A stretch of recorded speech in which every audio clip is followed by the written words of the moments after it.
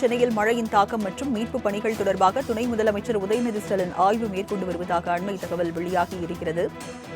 சென்னையில் மழையின் தாக்கம் மற்றும் மீட்புப் பணிகள் தொடர்பாக துணை முதலமைச்சர் உதயநிதி ஸ்டாலின் சென்னை ரிப்பன் மாளிகையில் ஆய்வு மேற்கொண்டு வருகிறார். சென்னையில் மேற்கொள்ளப்பட்டுள்ள முன்னெச்சரிக்கை நடவடிக்கைகள் குறித்தும் அவர் கேட்டறிந்து வருவதாக அண்மை தகவல் வெளியாகி இருக்கிறது.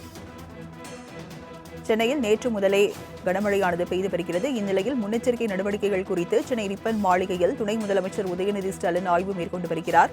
சென்னை மாநகராட்சி கட்டுப்பாட்டு மையத்தில் துணை முதலமைச்சர் உதயநிதி ஆய்வு மேற்கொண்டு வருகிறார். அதனை நாம் அண்மை செய்தியாக பார்த்துக் கொண்டிருக்கிறோம். தொடர் மழை காரணமாக சென்னை ரிப்பன் மாளிகையில் அமைக்கப்பட்டுள்ள கட்டுப்பாட்டு மையத்தில் துணை முதலமைச்சர் உதயநிதி ஸ்டாலின் ஆய்வு மேற்கொண்டு வருகிறார். சென்னையில் நேற்று முதலே கனமழை பெய்து வரும் நிலையில் ரிப்பன் மாளிகையில் அமைக்கப்பட்டுள்ள கட்டுப்பாட்டு மையத்தில் துணை முதலமைச்சர் உதயநிதி ஸ்டாலின் ஆய்வு மேற்கொண்டு வருகிறார். கூடுதல் விவரங்களை செய்தியாளர் ராஜேஷ் வழங்க கேட்கலாம். ராஜேஷ், விவரங்கள் என்ன?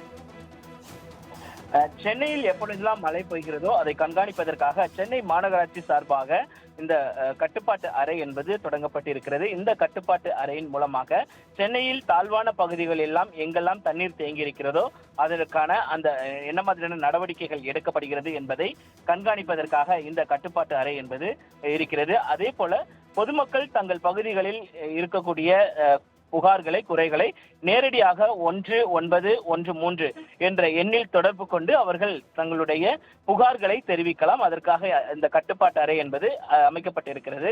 இந்த கட்டுப்பாட்டு அறையில் தற்பொழுது துணை முதலமைச்சர் உதயநிதி ஸ்டாலின் அவர்கள் நேரடியாக வந்து ஆய்வு செய்திருக்கிறார். தொடர்ச்சியாக சென்னையில் எப்பொழுதெல்லாம் கனமழை பொழிகிறதோ அப்பொழுதெல்லாம் அவர் நேரடியாக கட்டுப்பாட்டு அறைக்கு வந்து என்ன மாதிரியான நடவடிக்கைகள் மேற்கொள்ளப்பட்டிருக்கிறது, தாழ்வான பகுதிகளில் தண்ணீரினுடைய நிலவரம் எப்படி இருக்கிறது, சென்னை சுற்றி இருக்கக்கூடிய 24 சுரங்கப்பாதைகளிலும் தண்ணீர் தேக்கம் இருக்கிறதா உள்ளிட்ட அவர் கண்காணிப்பது வழக்கமான ஒன்றாக இருக்கிறது. அந்த அடிப்படையில் தற்பொழுது நேரடியாக ரிப்பன் மாளிகைக்கு வந்து அங்கு அமைக்கப்பட்டிருக்கக்கூடிய கட்டுப்பாட்டு அறையில் அவர் ஆய்வு மேற்கொண்டிருக்கிறார். அதிகாரிகளிடம் என்ன நடவடிக்கைகள் மேற்கொள்ளப்பட்டிருக்கிறது என்பதை கேட்டறிந்தார். இதனைத் தொடர்ந்து அவர் முல்லை நகர் பகுதியில் தண்ணீர் தேக்கம் எப்படி இருக்கிறது, அந்த பகுதி பாதிப்பு எவ்வாறு இருக்கிறது என்பதெல்லாம் குறித்து ஆய்வு செய்வதற்காக நேரடியாக களத்திற்கு செல்ல இருக்கிறார். குறிப்பாக இந்த ஆய்வு கூட்டத்தின் போது அமைச்சர் KN நேரு, சேகர் பாபு, அதே போல பெருநகர சென்னை மாநகராட்சியினுடைய மேயர் பிரியா, துணை மேயர் மகேஷ்குமார், அதிகாரிகள் உள்ளிட்டோர் உடனிருந்தார்கள்.